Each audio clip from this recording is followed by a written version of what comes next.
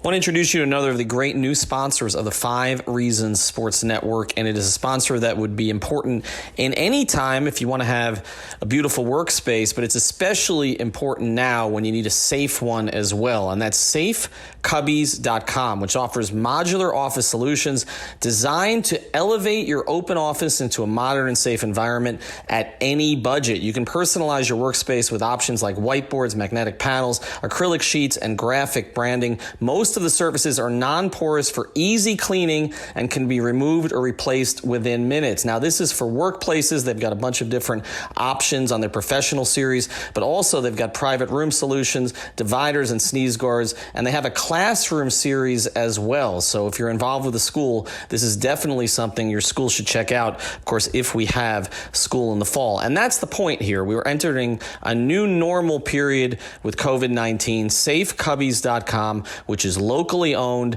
is the place that you want to go. The phone number is 754-216-1071. Again, that's 754-216-1071 or safecubbies.com. Welcome to 5 on the Floor, a Miami Heat and NBA podcast from Ethan Skolnick with Alphonse Sidney, a.k.a. Alf954. Brought to you by the 5 Reasons Sports Network.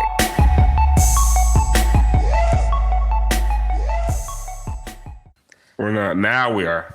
Now we're live.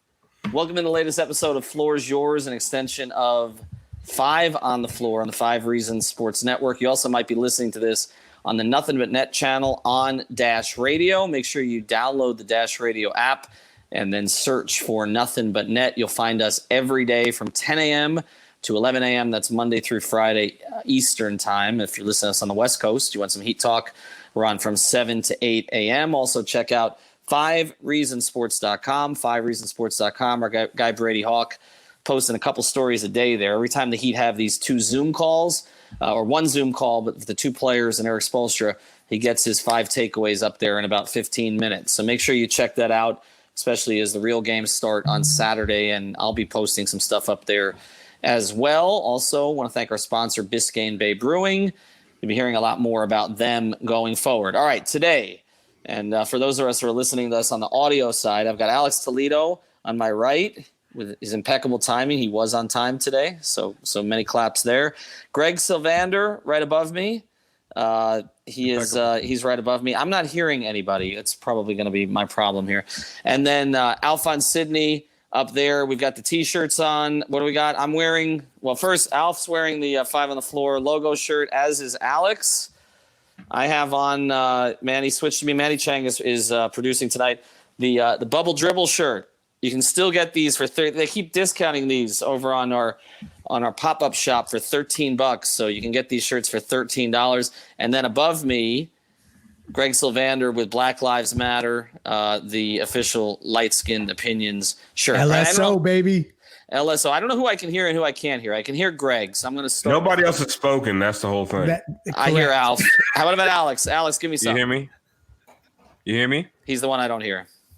You guys, does everybody else hear me or no? Yeah, I can hear you. You got to go in and you got to go out and come back in. All right, so I'm going to throw out a question. I feel like I have to do this every single time. I'm going to throw out a question, but mostly we want this to be about listener viewer questions today. We have talked about everything.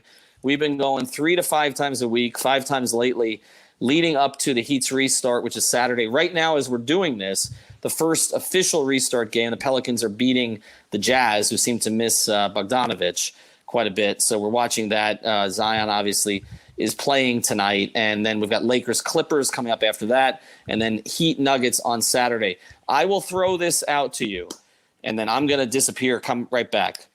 Greg, single most important thing that has to happen for the Heat, for them to surprise people and maybe go further than the general public thinks. And it could be anything. It could be matchup. It could be a player on their team. It could be some other circumstance. Single most important thing.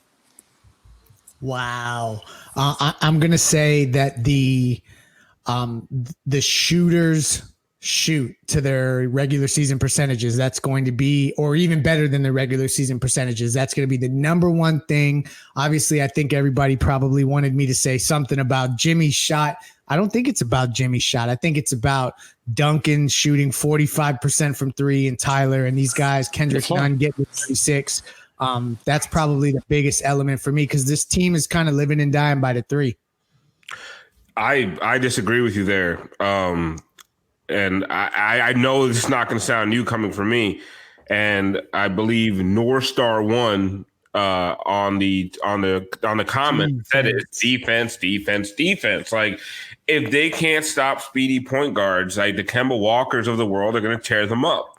And it's disheartening to me to see how bad they were against Ja Morant with time to prepare, time to practice.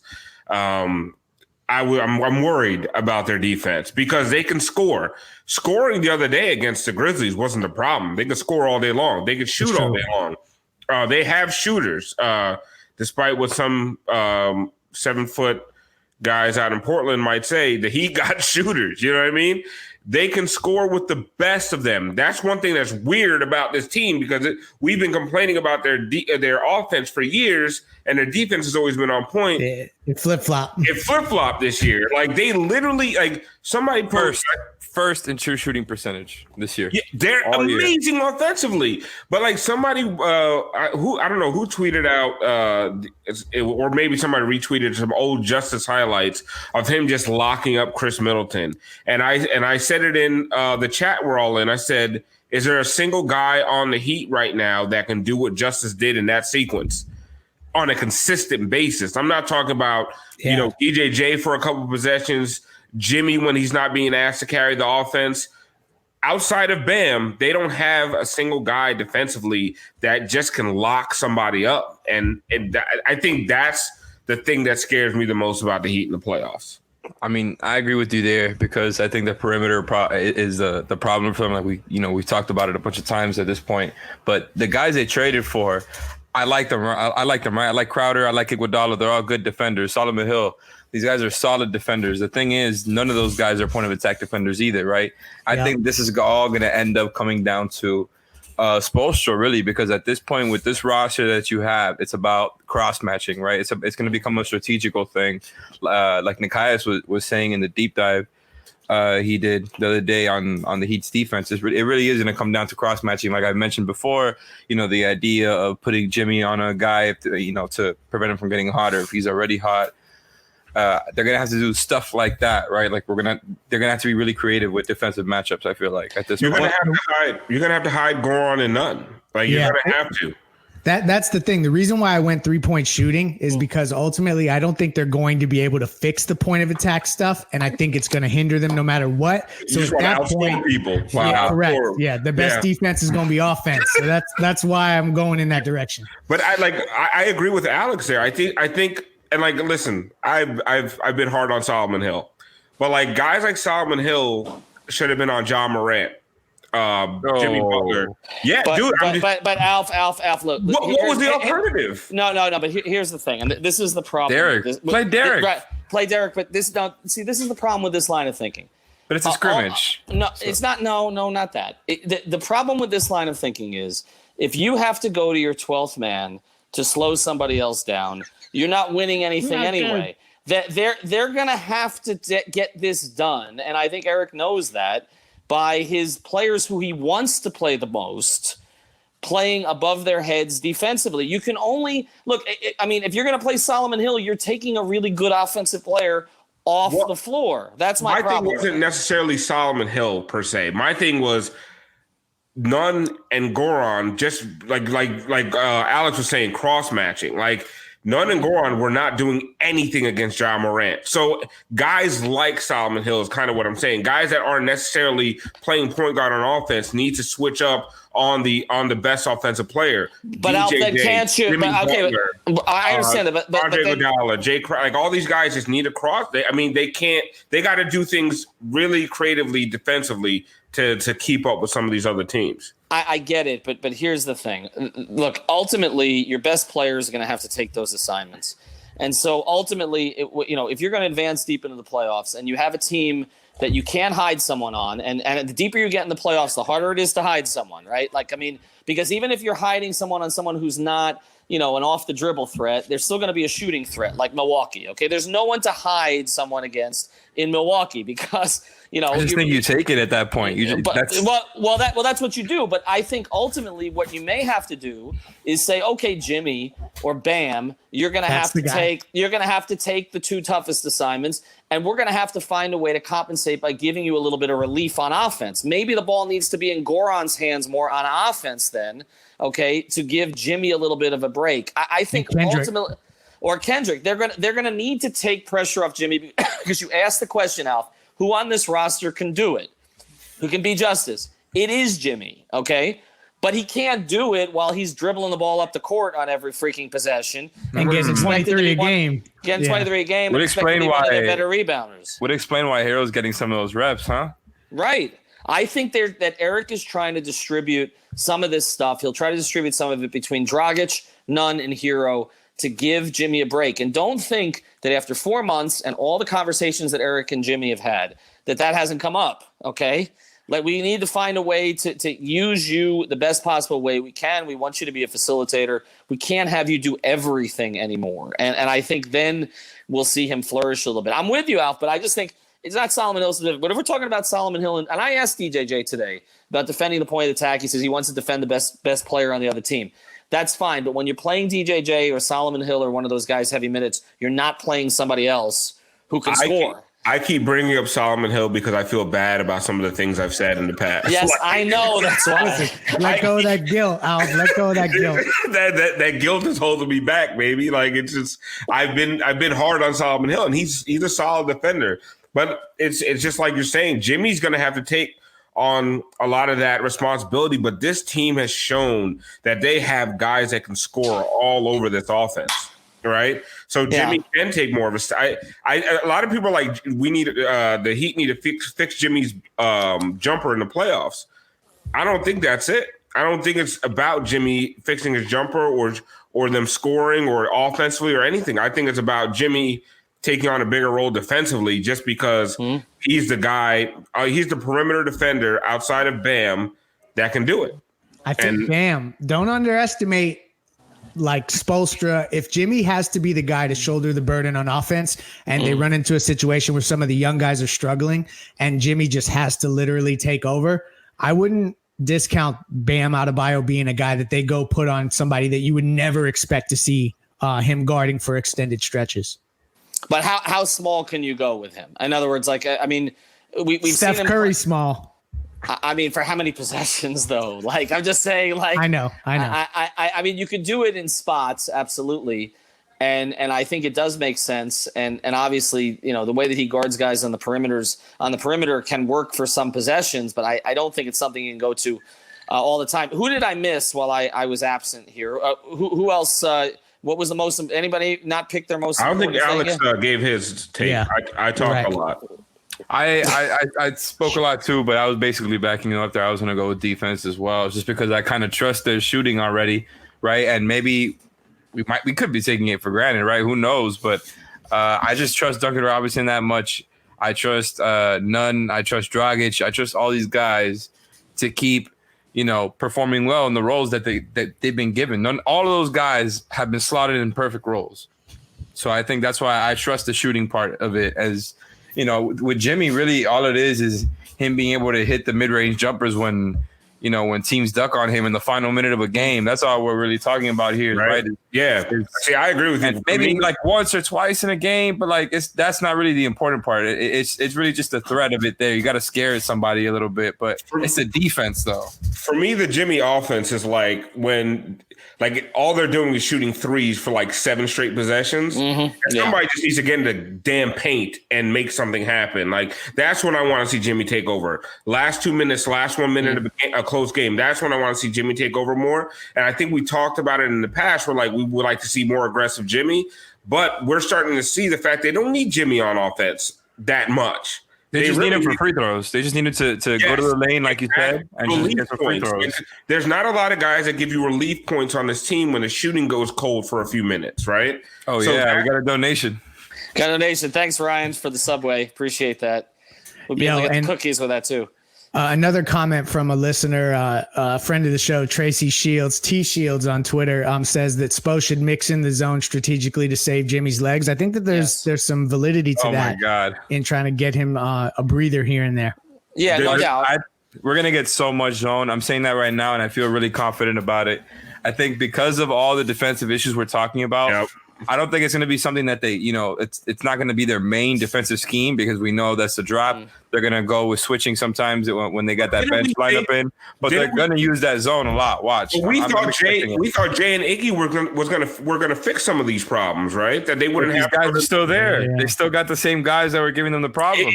Exactly. Because they're not defending the point of attack. That's the thing. The guys they traded either weren't playing or weren't the problems defensively. So and because you don't have any point of attack defenders, that's why you go to the zone. You take the pressure off of a Dragic or a Nunn. But then he's going to play a lot of zone, but just to cycle it back, this does raise a question because Eric decided to go to this. We talked about it at the time.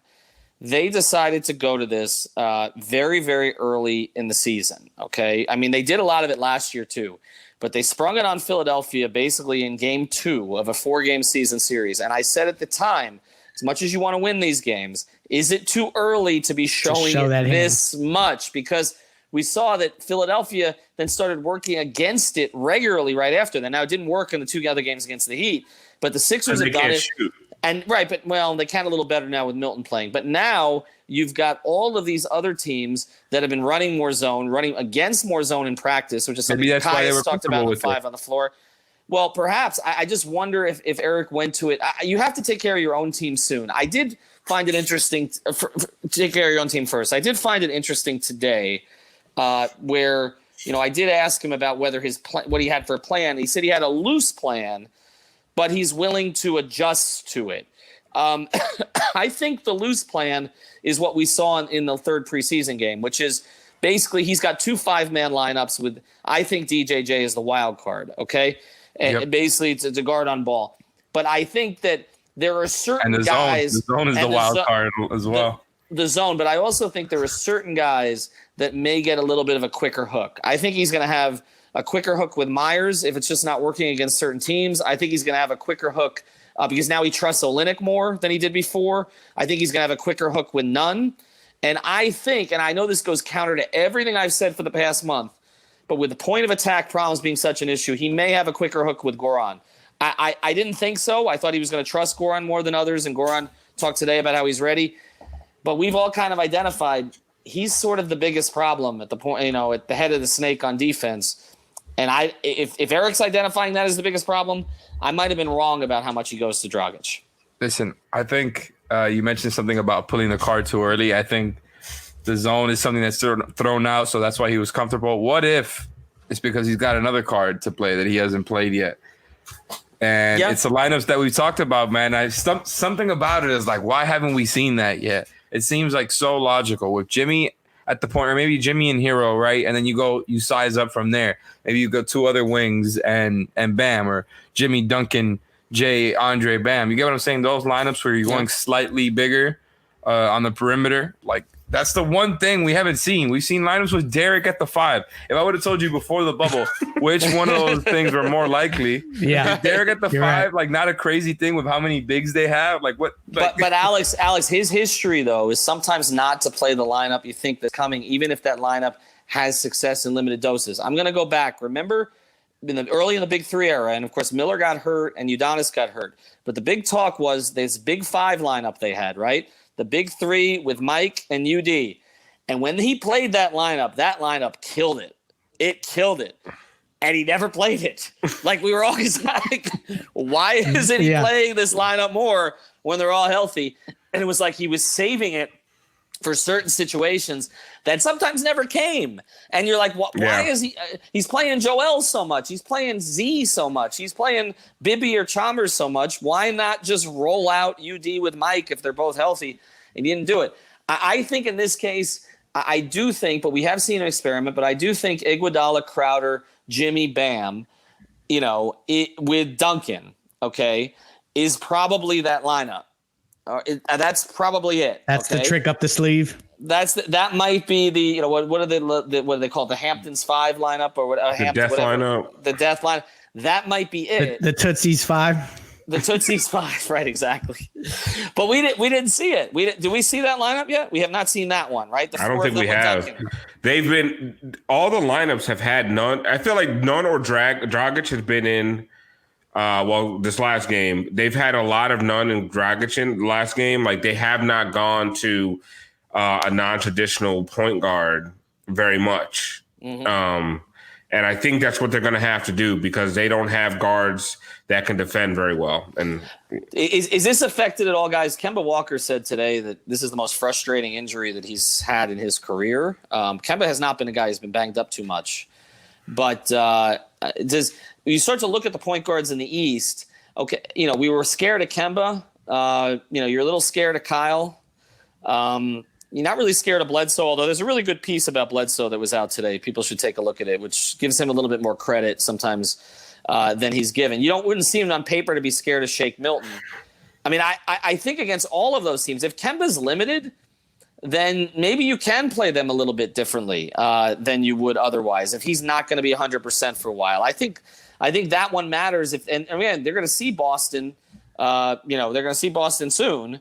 So you look at that game. Let's go through some of the games though and see how they may match up. Okay, particularly the first 4. And thanks, Oscar, for joining us. Let's start number 1 with Denver. Okay, Matt Moore was on our podcast from HD Basketball. HP Basketball. I really would recommend people listen to it because the breakdowns were great. Alex and I were on with him yesterday. But he talked about how banged up Denver is. They can't even find 5 healthy guys. It's true. I mean, they're a team you could go unconventional against, right? Yeah. I mean, so I think you may see some of it in game 1. They don't have the speedy guys that scare you. No, and also say that, and then Jamal Murray is 24 in the beginning of the second quarter. Yeah, I get it, but he's not. It's not the John Morant style of play that scares you to death, right? Or a healthy Kemba Walker style of play. I'm not saying they have guys that can contain Jamal Murray, but they have a better chance than they do against some of these other guys. Well, they're going to play bigger too. They're going to play bigger. The other thing, you throw Jimmy on Jamal Murray in this matchup, right? Wouldn't that make sense? Or do you just keep him on Gary? Wait, Gary Harris is not even playing, right? I don't even think he's healthy. No. Yeah, no, he'll be out. They're still easing back a couple guys, but Denver also has had patches throughout the season where they struggled to defend the 3. So I'm going to go back to my key of the bubble and say that's something to watch for as well. I'm not letting it go. It could be. The other question, of course, is how much we'll see Bol, and Matt thinks it'll be in kind of very limited. Oh gosh, very limited doses. But let's get to Jokic. I mean, Bam guarded Jokic some. Myers is probably going to guard Jokic some. You put Myers on Jokic and just let the thing with Jokic is like sometimes you'd rather just let him score in the paint, and not create for other guys. You know what I mean? Like put a guy, just let him make him work. Myers is going to make him work because Myers is a strong guy, but Myers is not going to be able to stop him. But you almost rather just let Jokic get his. And the thing is, that he wants to pass it, so it's like Myers. You almost want him to shoot because it's not what he wants to do. Exactly. That's what I'm saying. You just let Myers guard him and then put Bam on Millsap. So just shut Millsap out. And then you deal with the guards as they come. But they'll be less effective without Jokic creating for everybody else. So they still don't have anyone to stop Bol. So that's a major issue as we go into this. Don't forget. Could you imagine Heat fans apoplectic if Bol goes for like 35?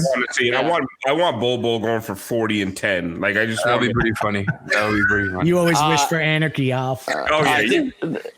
This have a good time on the timeline with that one. This question comes in whether or not, and guys keep sending in the questions. We're going to try to get to them here in the last 15, 20 minutes of this. This question comes in about Boston and whether the Kemba thing is a smoke screen. We've talked a lot about smoke screens and all the rest of this, and teams may be throwing things out there because they're together in the bubble. And information is getting out, so you want to throw people off. I don't think so, though. This was pretty well reported in Boston that his knee has been a problem for a while. He's not the type that talks about injuries unless, it's something significant. I do think it's something. This was going on during the season, too. This was going on. This is something they've been nursing for a while. So, no, I don't think so. I've actually been a little bit surprised, to be honest, that Eric has been so open with information comparable to usual. He really hasn't hid a whole lot from us. I mean, obviously the Bam and Nunn disclosures about COVID, but that was more privacy related. They really hasn't hit a lot. But I think the Kemba thing is legitimate, and I think it's one of the 5 biggest storylines in the Eastern Conference because in a lot of ways he's what makes them different. Because he can take advantage of the opportunities that the other 3 guys create. All right, let's get to some of the other matchups starting on Monday. They got Toronto Monday, right? Toronto Monday, and then Boston. That's the one I'm trying to get to if my test comes back in time. And then they got Boston after that. The Toronto matchup, we saw Bam kind of take Siakam out the last time that he played. It's an understatement. Right. I mean, Siakam is so important to what they do now. Toronto, in a lot of ways, kind of them and Miami are kind of mirror images, and that they can play a lot of different guys that can hurt you. Van Vliet scares the hell out of you. They've got a lot of guys who can hurt you. But in that matchup, Ethan, it's funny that you look at the Raptors and call them a mirror. I mean, they're both deep teams for sure, and they're both teams that are like offensively sound. Like you watch them and you're like, yeah, this team moves the ball. They're nice. But the Raptors have a full rotation of two-way guys, man. I'm looking at that. Damn, give me some of those defensive-minded players right there. That would be nice. Like, man, you want to talk about somebody that we haven't really talked about as a free agent. About to get paid. I mean, but he's gonna get paid by them, though, isn't he? He's gonna get paid by them. I think so, which makes the Lowry situation particularly interesting because what are you going to invest 45, 50, 60 million dollars in the point guard position? I think you might have to. I think you might have to if you're them, and they've been so good together, and both of those guys are such good players. The thing about Toronto is that they have a couple guys, and I'm probably going to butcher his name, but Chris Boucher. Boucher is another of their finds, yeah. I think that like there's going to be a guy like that could come out of nowhere, and we'll be saying random scrub heat killer kind of situation. So like that's the one thing about Toronto is that they always have a guy you don't expect that comes out of nowhere and performs. So that's another added element to kind of make me want to avoid them, hopefully. But the difference between them and what we talk about with random scrub heat killers is that the guys that Toronto has that do that against you end up becoming really good players. Like, this is true. When we think of random scrub heat killer, it is the guy who we've kind of decided is not a very good NBA player. Marcus who has a moment against the Heat. Well, remember the original random scrub heat killer was Paul Millsap. No, he wasn't. Yeah, that's when we were a cocky Heat fan. And when all of a sudden he was not hitting threes, Alf. But Alf, yes, the threes. I thought it was Wayne Ellington. I thought that was. No, random scrub heat killer start. Listen. As a president of Heat Twitter, can you guys listen to me? I'm not giving this. I mean, presidents can be and should be impeached, right? I'm not. Wow. This is worse than selling secrets to the Russians. I'm sorry. RSHK started with Paul Millsap hitting 2 3-pointers for his entire career, and then going off for 6 in an overtime game. I think it was against the Heat. That's where random scrub heat killer came from. So I was at that game. I can confirm that happened. I was too writing about it, but he was a good NBA player before that. The definition. I'm just saying where random scrub heat killer came from. I'm gonna pull this on Twitter because How are you gonna?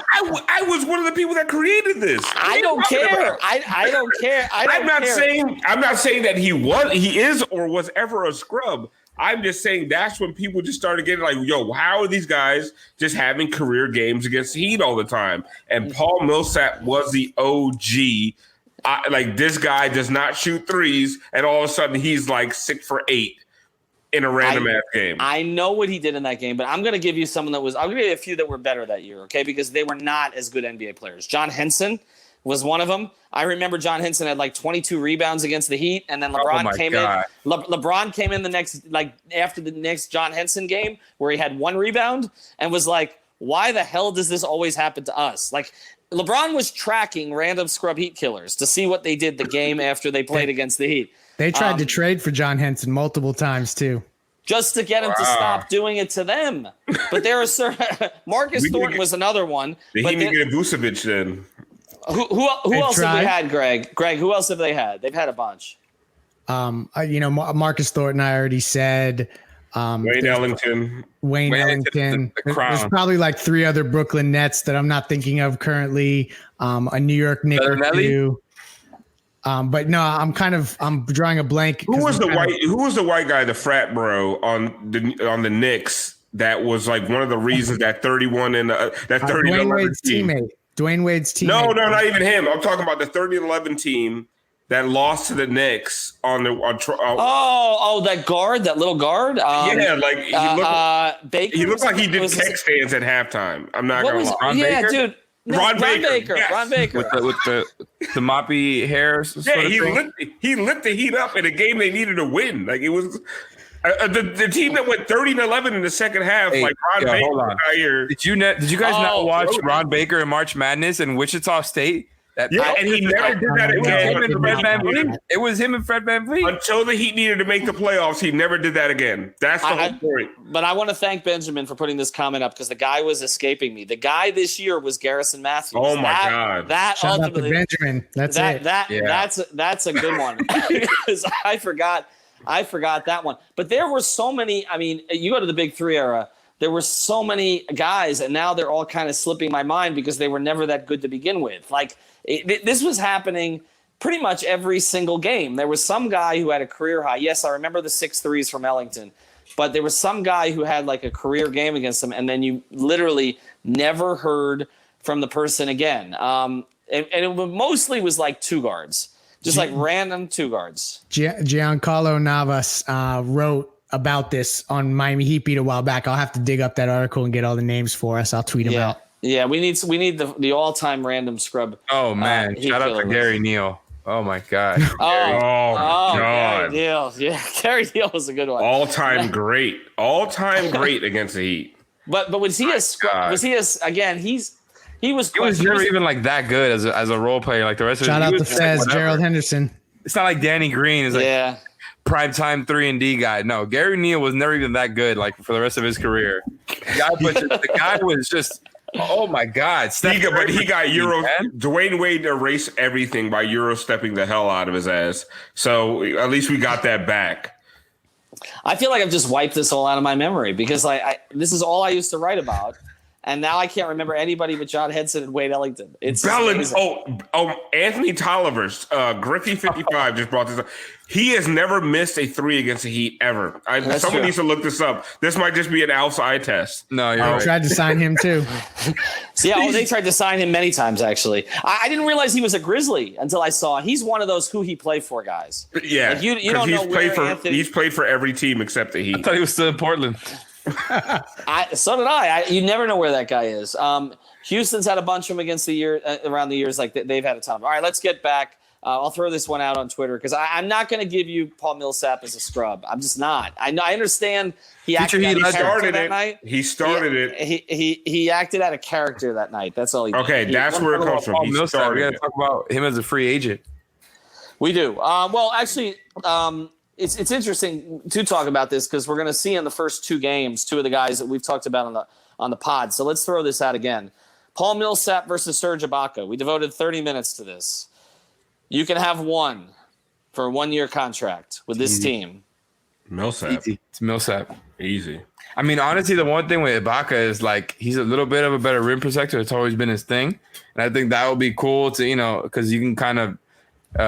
That's one positive of playing him with Bam that you don't really get from Millsap, the rim protection. But Millsap is just an all-around better player on both ends of the floor, I think. Yeah, when we did that pod, I said Ibaka because of the things you just referenced with rim protection, and I don't think that the recipe for success is having Bam be the best rim protector on the floor. I just don't because he's so good away from the basket defensively.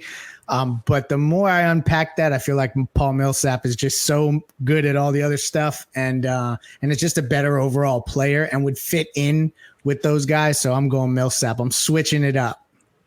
Yeah, I agree. I think Millsap, just because I think the him next to Bam, even though I do like a real rim protector next to Bam for a limited number of minutes, like that is really, really, really appealing. But just overall, like just put Millsap is such a good defender, like such a good team defender, and between the two of them, I think they'll do enough to stop guys from even getting to the rim. That rim protection won't be as much of a problem. Like we always used to talk about with Whiteside, part of the problem was like guys were just getting to the rim too much. And so it looked like he was a great rim defender, but the problem was guys were getting there too much. So I think with those two guys out there, like you could do enough that like the whole point is that guys don't get to the rim. And if you're facing up against another big in this day and age, you almost want them to go ahead and get theirs, you know? So I think that Millsap and Bam together is a much better offensive combination, and defensively the drop off isn't big enough to justify picking Ibaka over Millsap. I'm gonna go the other way. I still think it's Ibaka, and I'm a big Millsap fan, but I think Ibaka, like I said, gives you something you don't have already on the roster, and is also, I believe, although we probably would need to see a birth certificate, younger than Paul. And I do think that Paul feels to me like a final piece on a. Alpha, is he allowed to say that? I'm allowed to say that. Okay, Luol Deng and I had many conversations about this. Paul he pulled the Luol Deng card. I did.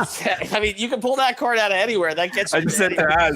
Just say, I know Luol Deng. I can speak about Africans. That's how that works. That's.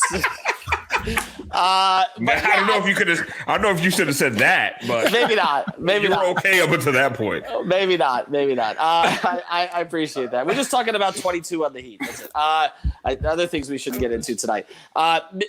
Millsap feels to me like a final piece on a big three team.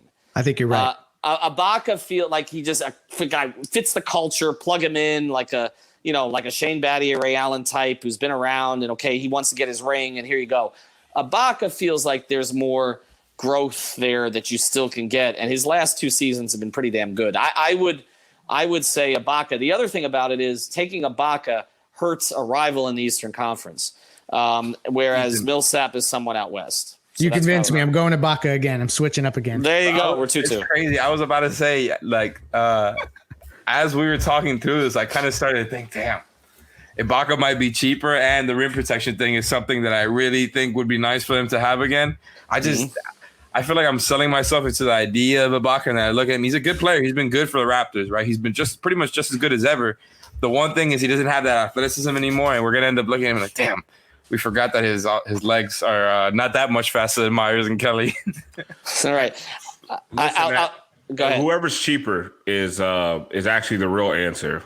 Well, that's a good way to evaluate a lot.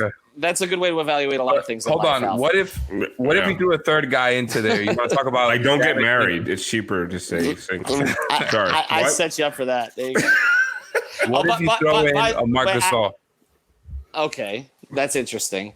Can I get to something that somebody put on there? They said we need rum protection, by the way, which we do on this particular broadcast. Against me. Yeah, we need rum protection against South. Marc Gasol is interesting. He was more important to them than I thought he would be last year. Kind of thought he was cooked. And he's a very, very good positional defender. But he's not a rim protector either. I mean, he gives you right. I mean, that's never really been his game. Really. Just because he's really like wide, but he's not so wide anymore. So I don't even know if that is helping him. You know, the guy is still a great defensive leader. You want to talk about all the things that we said all year about Myers Leonard being on the back line defensively. How about a guy who won Defensive Player of the Year? The season that we all thought LeBron was going to get it, like a consensus or whatever the hell. but is Myers going to be cheaper?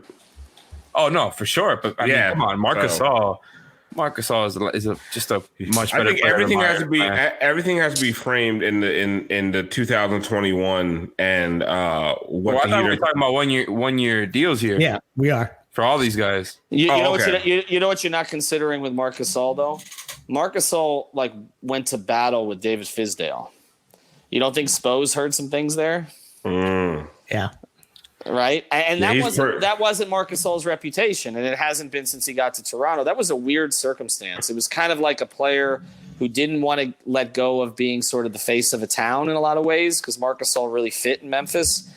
But it went really bad with Fizdale. And so that's a good point by Alex. Maybe they'll bring back Hassan for rim protection. Stop it. Clamped up rim protection. I'm in. Clamped up Embiid in the second round last year. He did, actually. Gasol was very good against Embiid last year. What about AD this summer if the Lakers get embarrassed in the first round?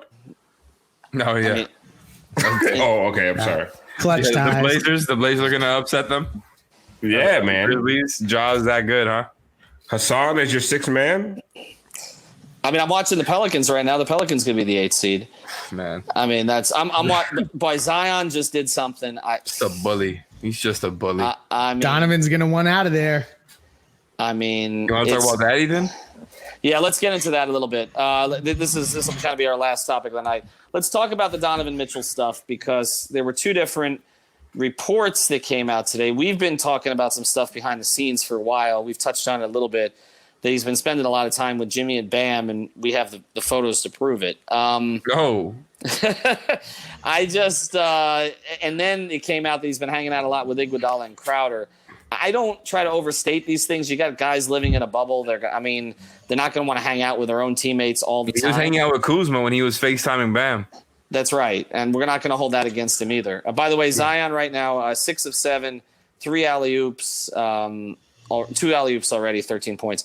But, when you look at Donovan, it does seem like he's sending messages. It does seem like Oladipo's sending messages. It does seem like Beal is sending messages.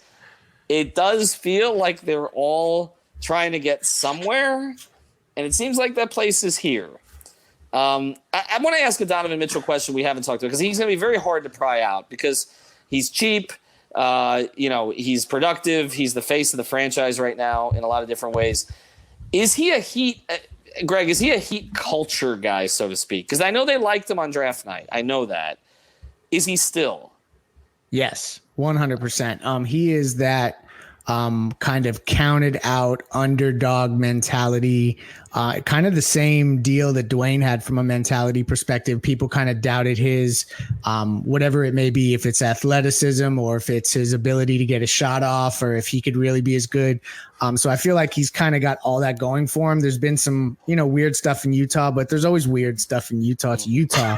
So I think that he exemplifies a lot of the stuff that they want to have in a player. And he also is just, from a talent perspective, you can't deny what he brings that way.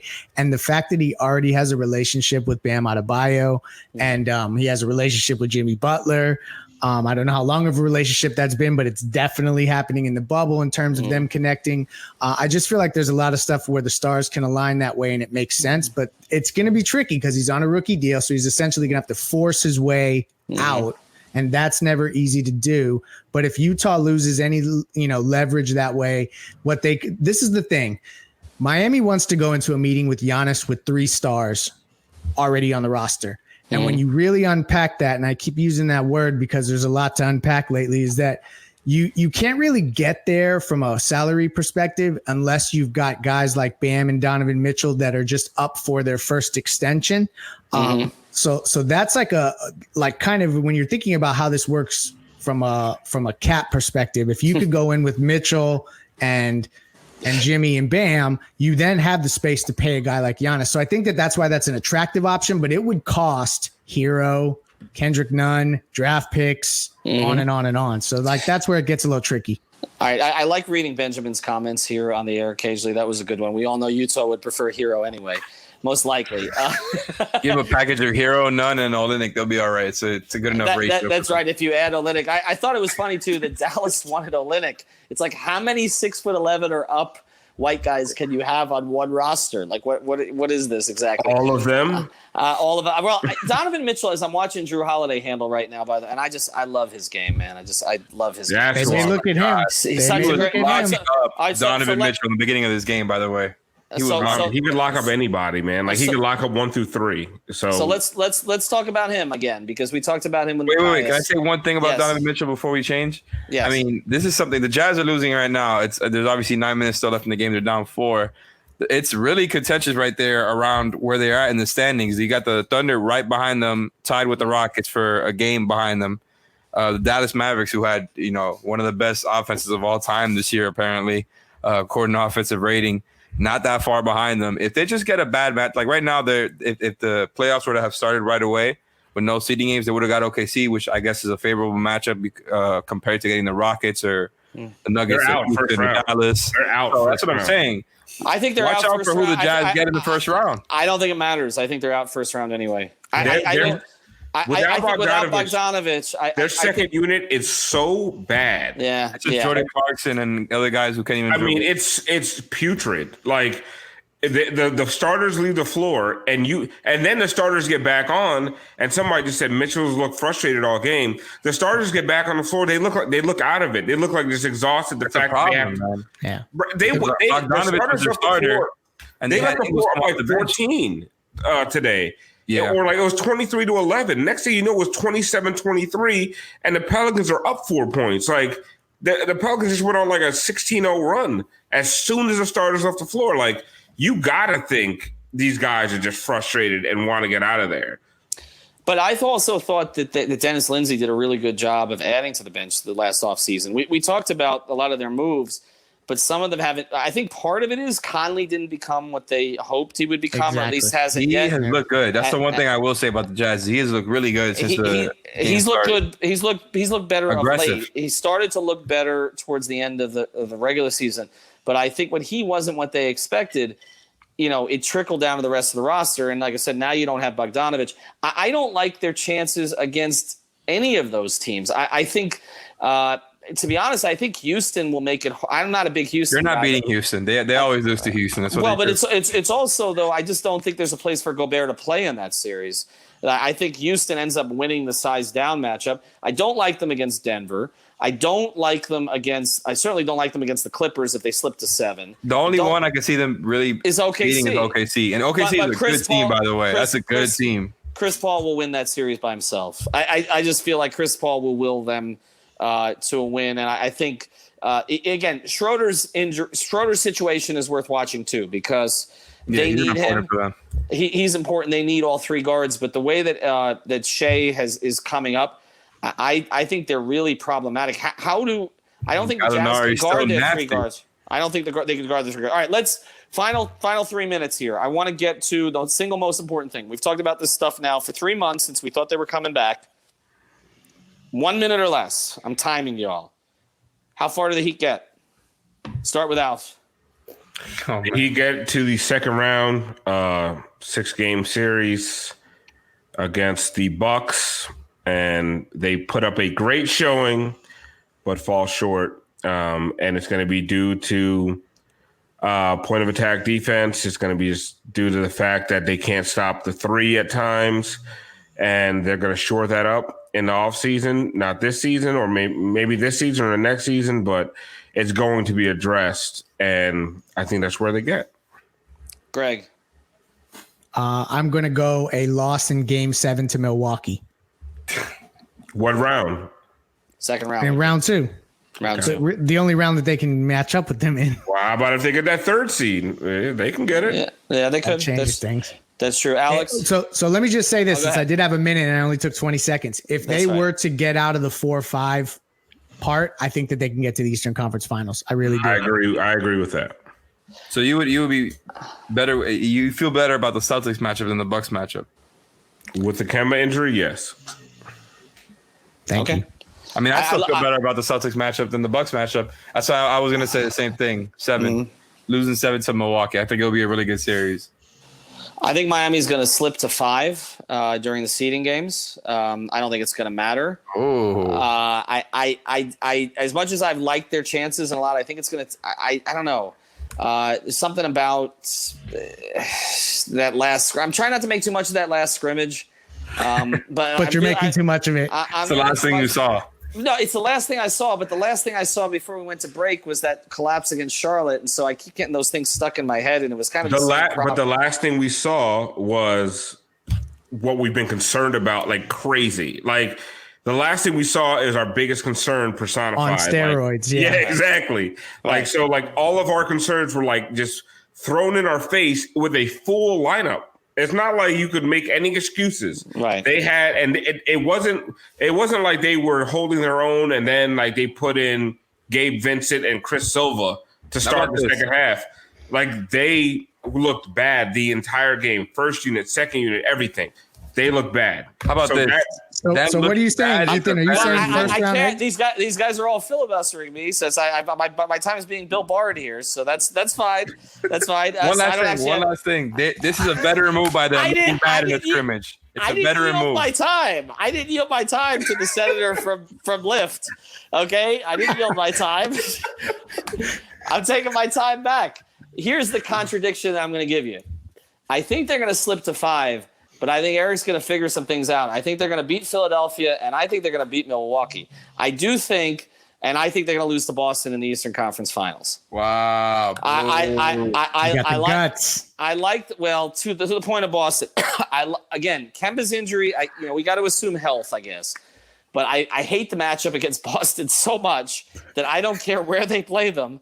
I don't think they beat them. I do think that Philadelphia. My guess is Embiid's not even going to play in the series against the Heat. I can see he's going to get hurt again. Miami can win that series.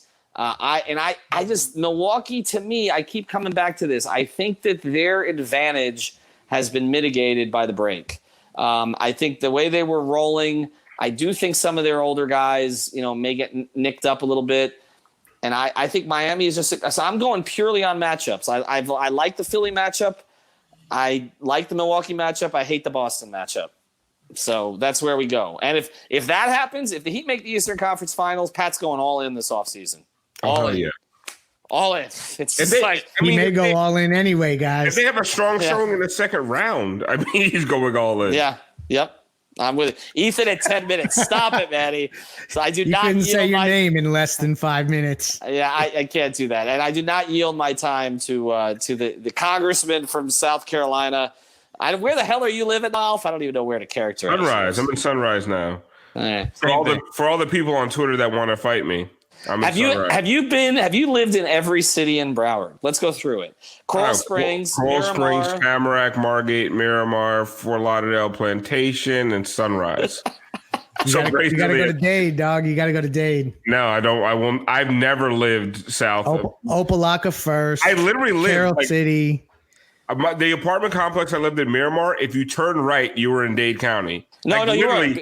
As soon as you turn right, you were in Dade County. Yeah. And then if you turn left, you were in Broward. And I was in Northeast Miami, so I lived on that line too, pretty much. Yeah, I did also. All right. Thanks to everybody for joining us. Follow 5reasonsports.com. I'll change my prediction by tomorrow. Check 954 for life. 954 for life. Also, you got to check out our new Twitter account that we have basically co-opted called Clutch NBA at 5R. Everybody's showing the shirts now. Clutch NBA at 5R. They did a really cool hype video today, which, to be honest, was better than ESPN's in my opinion, and as good as Bleacher Report. So check that out. We tweeted that. It's got like 25,000 views, and I'm the one who got him to throw on the little Jimmy thing at the end. So I felt we needed to end it with the Heat. Check out all our content Saturday live stream Game 1. Game 1 live stream. Okay. The whole thing or just halftime? No. We'll do pregame. We'll do pregame. I didn't want to know. I want to know how to prepare myself. How drunk you are? Pregame. Ethan tries to run my ass into the ground, man. Like I'm tired, bro. I know. Someone said Wade Ellington after research was the first random scrub heat killer. Fez Butter, who we trust. Yeah, he's a trusted source. Saucy Nuggets. Fez is still wrong. I moved. First of all, I moved to the best Brews Room location that is on Commercial Boulevard between Nob Hill and Pine Island. That's the only one that's still run by the original Brudzinski, whatever his name was. Yes. The rest of them have been sold off to franchises, and hopefully if they're never going to be a careful. The rest of them suck. The one on Commercial is still the Triple Threat are still dope as hell. And shout out to Sasha. Hey, Sasha. Say hi. Hi. She can't hear you. She doesn't have the headphones on. We waved. She waved. By the way, I was trying to get Brews Room as a sponsor, so I appreciate that. You guys are just like you're like anti-capitalists. Like Alex. I'm going for Duffy's, bro. I'm the safe one. I've been trying to get Duffy's on my side the whole time. I'm trying to get Duffy's. Sports Grill. I'm working yeah, on and Sports shenanigans too. All right. Have a great night, everybody. 5reasonsports.com. We will have more Heat coverage than anybody else. I promise you that. Heat culture. For listening to the 5 on the Floor on the 5 Reasons Sports Network.